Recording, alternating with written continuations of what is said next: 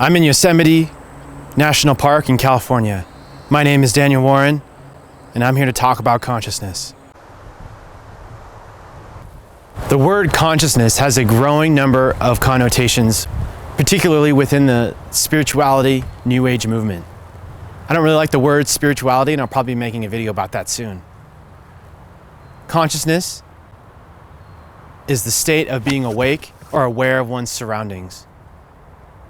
It is the awareness of one's mind and of the world.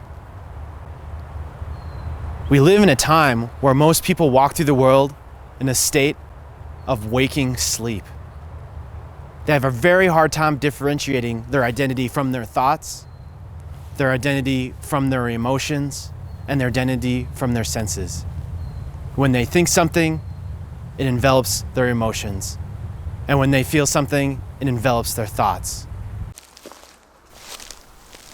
For example, imagine for a moment that you are walking through a forest. You hear the birds chirping, a quiet stream flowing. You see the green of the leaves, and you smell a faint scent of pollen mixed with the warm forest air. Your thoughts are split between what you'll be having for lunch and a conversation with a friend from earlier that day. You feel mostly calm, but also a little worried about an upcoming project from work.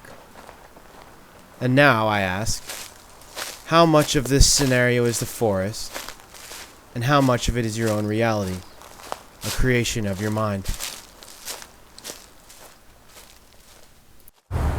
Consciousness is the aspect of your mind that is not your thoughts, that is not your emotion, and is not your senses. It is the awareness of these faculties. It begins with the senses. Let's take the sense of taste. When you taste chocolate and you put the chocolate on your tongue, your brain wants you to believe that the taste of chocolate is within chocolate itself, as if chocolate always had the taste within it. But this is wrong. What really happens is when you put the chocolate on your tongue, there are chemical receptors that decipher chocolate, and then those messages get sent to your brain, and your brain puts it together and creates a flavor. Flavor itself only exists in your mind, in the minds of others, and has no existence in chocolate itself. The same goes on for what you hear. When a tree falls in the woods, cracks and makes a loud sound as it falls, our mind makes us want to believe that the sound that we hear is on the tree itself. But this is again an illusion, incorrect.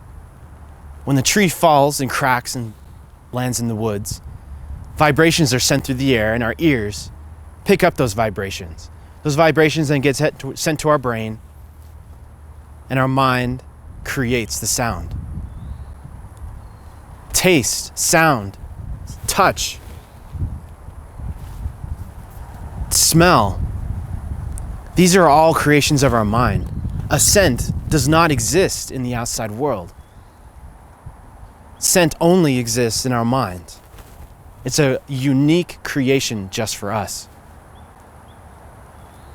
And when you think about it this way, you begin to realize the awareness that's necessary to really understand what is occurring in your day-to-day life. The question then becomes, well, is consciousness our brain?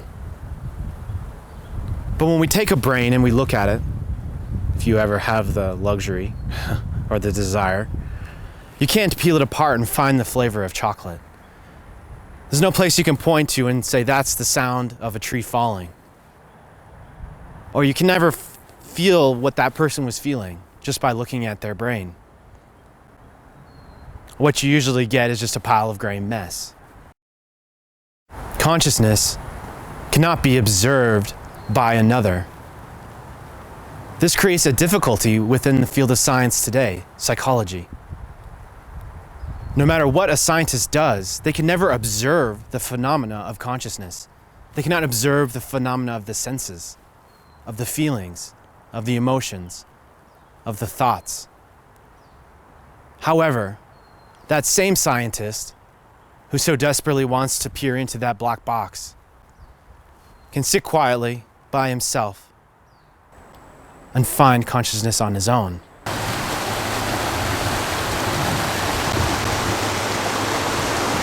We experience our senses, we feel our emotions, and we think our thoughts.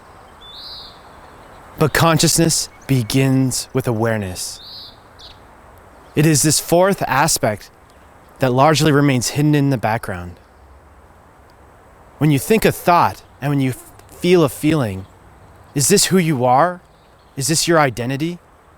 Or are you the observer, the experiencer of your thoughts and emotions? Consciousness is the awareness of our entire subjective reality. It is the awareness of our thoughts. It is the awareness of our emotions. It is the awareness of our senses. It is the awareness of the distinguishing factor between our identity and our feelings and emotions. And it is the awareness of awareness itself. Furthermore, it is the awareness of the limitations of all of these faculties. And with time, it is the awareness of their strengths. To grow into a higher state of consciousness means to understand your own reality. Understand what influences your reality, and understand how you influence your own reality. Discovering this awareness can remain hidden almost your entire life, if not your entire life, until someone just points it out. And boom, there it is. It starts as a tiny speck, a minor realization. And with concentration, focus, and exercise, it can grow and expand. And this changes everything.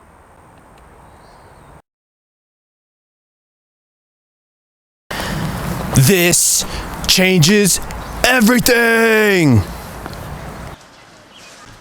And this changes everything.